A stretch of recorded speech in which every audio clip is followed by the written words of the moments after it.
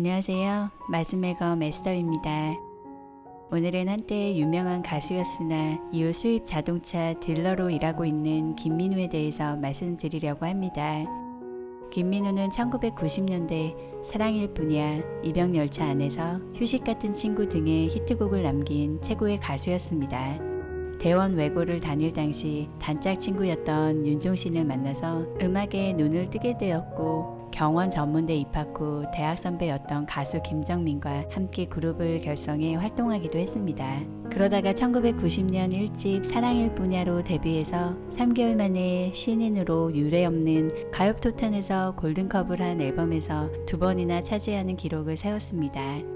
그 뒤 후속곡인 이병열차 안에서로 활동하던 1990년 7월에 입대 영장을 받고 방위병으로 입대했습니다. 데뷔 활동한 지 불과 3개월 만에 가수 활동을 중단해야 했습니다. 당시 기획사에서는 이병열차 안에서라는 노래를 띄우기 위해 강제로 입영시킨 게 아니냐는 의심을 받았고, 본인은 영장을 받으면 바로 입소해야 되는 줄 알았다고 말하기도 했습니다. 놀라운 것은 그가 군대 입영 후에도 가요톱10에서 골든컵인 5주 연속 1위를 기록했는데, 그의 어머니 등 그의 가족들이 대리 수상을 했습니다. 김민우는 전역하면 다시 활동하면서 과거의 영광을 재현하려고 마음을 먹었습니다. 그러나 전역 후 김민우에게는 감당할 수 없는 일들이 닥쳐왔습니다. 김민우는 1992년 전역한 후 활동을 재개했는데, 서태지와 아이들이 등장하며 가요계의 분위기는 너무나도 달라지고 있었습니다. 그런데 1996년 중요한 일이 벌어집니다. 김민우는 온 재산과 대출을 받아 만든 녹음실이 누군가에 의해 완전히 전소된 것입니다. 건물이 화재 보험이 들어있지 않아 보상을 전혀 받지 못하게 되면서 신용불량자가 되고 집을 압류당했습니다. IMF로 카페 등에서 노래하는 밤무대도 끊겨버렸습니다. 김민우는 어떻게 해서라도 한 푼이라도 벌기 위해 1시간을 걸어서 친구의 결혼식에 가서 축가를 부르기도 했습니다. 강동구인 집에서 결혼식장이 있는 강남까지 버스비도 없어 걸어가기도 했고, 자신의 신세가 너무 절망적인 나머지 극단적인 시도까지도 생각했다고 했습니다. 데뷔 3개월 만에 최고의 가수 자리에 섰던 김민우는 어디에도 없었습니다. 그러나 김민우에게는 매일 새벽 자전거를 타고 다니며 기도하시는 아버지가 있었습니다. 아버지는 새벽 기도를 갔다 와서는 아들 머리맡에 1만원짜리 지폐를 두고 가셨습니다. 김민우의 굳었던 몸은 어느 날 아버지의 기도로 인해서 자신도 기도를 하기 시작했습니다. 주님, 저는 너무나 갈급하고 어려운 상황입니다. 주님만이 아시오니 저의 길을 열어주십시오. 라고 기도했습니다. 그리고 이렇게 기도했습니다. 이제 어떤 일이고 좋습니다. 스스로 일어날 수 있는 용기를 주세요. 기도 이후 아는 후배가 전화가 왔습니다. 후배는 제규어와 랜드로버의 서울 공식 딜러인 로열 오토모빌의 김태성 대표를 만나게 해주었습니다. 김민우는 수입 자동차 딜러가 되기로 했습니다. 처음에는 김민우를 받아주지 않았지만 김민우는 어떻게 해서든 수입차 딜러가 되려고 했습니다. 정식 딜러가 되기 위해 면접을 보러 가는데, 새벽에 김민우는 아버지와 아침을 먹었습니다. 김민우는 넥타이를 매지 못해서 아버지에게 가르쳐 달라고 했습니다.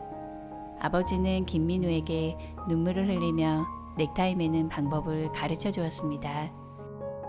김민우는 1년간 연수생으로서 무급으로 혹독한 자동차 세일즈 교육을 거치며 연예인의 색깔을 지워나가고 수입차 세일즈맨으로서의 모습을 갖추어 나갔으며, 2005년 말 메르세데스 벤츠의 대한민국 딜러 중 하나인 한성 자동차에 스카웃되어 수입차 세일즈맨으로 본격적인 활동을 시작했습니다. 처음에 벤츠를 사는 상류층에겐 연예인이라는 명성은 아무런 소용이 없었고 오히려 더욱 장애가 되었습니다. 그러다 보니 김민우 역시 자신을 한없이 낮추고 세일즈맨으로서 최선을 다했습니다. 자신의 노래를 듣고 싶은 고객을 위해 노래방을 찾아가 마이크를 잡기도 하고 여느 딜러들과 마찬가지로 고객의 부름에 어김없이 달려갔습니다. 결국 낮은 마음으로 임한 김민우는 2006년 매달 평균 9대에서 10대의 벤츠를 판매하는 사내에서 전무후무한 영업실적 기록을 세우면서 2007년에 빚도 모두 갚게 되었습니다. 이후 경제적으로 풍요로워지기 시작했는데 다시 시련이 닥쳐왔습니다. 2009년 결혼한 6세 연하의 부인이 희귀난치성 질환이 걸린 것입니다. 아내는 병에 걸린 지 한 달 만에 남편과 어린 딸을 남겨두고 세상을 떠났습니다.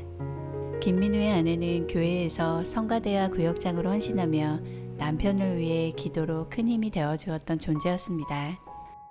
김민우는 아버지가 천국에 가실 때 아내와 한 약속이 있다고 했습니다. 우리 둘 중에 누가 먼저 주님 곁에 가더라도 딸 민정이에게는 믿음을 남겨주자는 말이었습니다. 김민우는 주일 예배를 드릴 때마다 아내를 살려달라고 예배 내내 울었다고 했습니다. 그러나 주님이 그렇게 하신 데는 다른 뜻이 있었을 것이라고 믿었습니다. 새 식구는 하나님과 더욱 가까워지기 위해 교회 옆으로 이사 가려고 준비하고 있었는데 아내는 먼저 천국으로 갔습니다.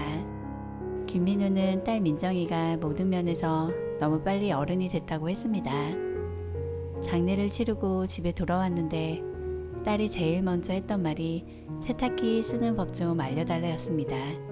민정이는 아빠 와이셔츠는 오늘부터 내가 다려주고 세탁도 내가 해줄 테니 걱정하지 말라고 했습니다. 민정이는 할아버지와 어머니의 약속처럼 주일 예배를 스스로 드리고 기도하는 믿음을 물려받았습니다.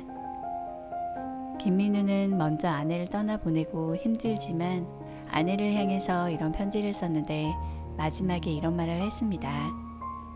나 지치지 않을 거니까 걱정하지 말고 우리 나중에 주님 나라에서 만나자.